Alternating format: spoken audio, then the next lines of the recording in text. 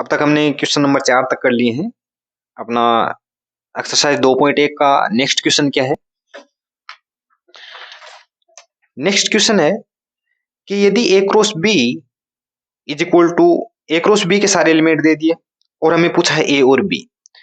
इसको हम देख लेते हैं वापस थोड़ा सा, मैं आपको बता देता हूँ। अगर समुच्चय ए और बी के यानी ए क्रॉस बी के एलिमेंट दे दिए हूँ, मेरे पास में ए क्रॉस बी के सारे एलिमेंट दे दिए हूँ x, y such that x is element of A और y is element of B. तो मुझे ए और बी को किस प्रकार से लिखना होगा? A is equal to x और b is equal to y। अब इनको हमें बढ़ा के दे दिया जाए, यानी शॉर्ट फॉर्म में ना देके प्रत्येक एलिमेंट लिख दिया जाए ए क्रॉस बी का 1,2, 2,3, 3,4, 4,5।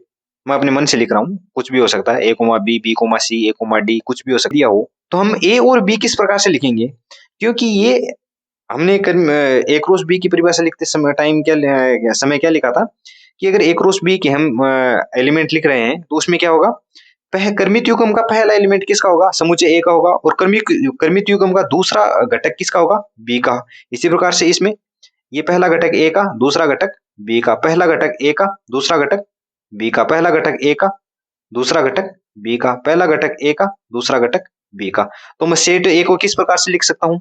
क्रमित युग्म के पहले पहले घटक को हम सेट ए के एलिमेंट मानेंगे क्या होते हैं सेट ए के। तो सेट ए के एलिमेंट लिखने के लिए मुझे क्या करना होगा? क्रमित युग्म का पहला एलिमेंट लिख दूंगा, 1, 2, 3, 4 और 5। इसी प्रकार से सेट बी, अगर मुझे सेट बी निकालना हो तो क्रमित युग्म के जो दूसरे घटक हैं उन सभी क्रमित युग्मों के दूसरे घटक को मैं सेट बी में लिख दूंगा, 2, 3, 4, 5 और 6। इस प्रकार से अगर हमें ए क्रॉस बी के एलिमेंट दिए हों तो सेट ए और सेट बी निकालने हैं। सेम क्वेश्चन नंबर 6 कि ए क्रॉस बी दिया है और सेट बी ज्ञात करना है।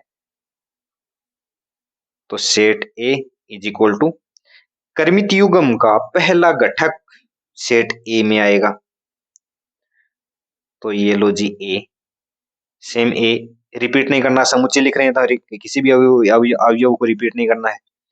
इसमें बी, इस प्रकार सेट ए में क्या आएंगे? ए और बी आएंगे। सेट बी में क्या आएंगे? सभी क्रमित युग्मों के दूसरे घटक सेट बी में आएंगे।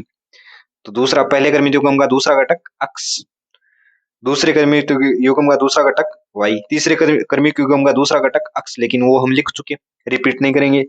चौथे क्रमित युग्म का दूसरा घटक y, वो भी हम लिख चुके हैं, वो भी हम रिपीट नहीं करेंगे। अब हम इसको क्रॉस चेक करें कि क्या सेट ए और सेट बी यही होंगे। तो हम क्या करेंगे?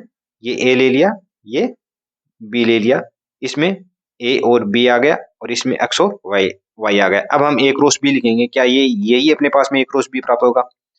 ये लो जी लिख देते हैं, ए को पकड़ लेते हैं, बी के सभी एलिमेंट लिख देते हैं, ए कोमा वाई।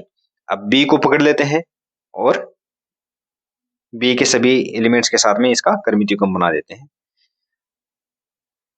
ये लो जी, ये तो सेम प्राप्त हो गया, ए क्रॉस बी सेम